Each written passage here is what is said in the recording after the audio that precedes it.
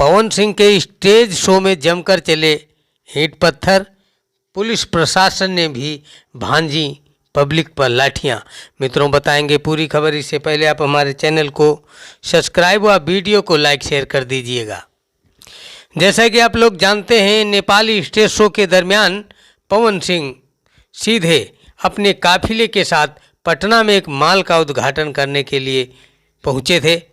अपने चहेते power star Pawan Singh की एक झलक पाने के लिए पब्लिक बेकाबू हो गई।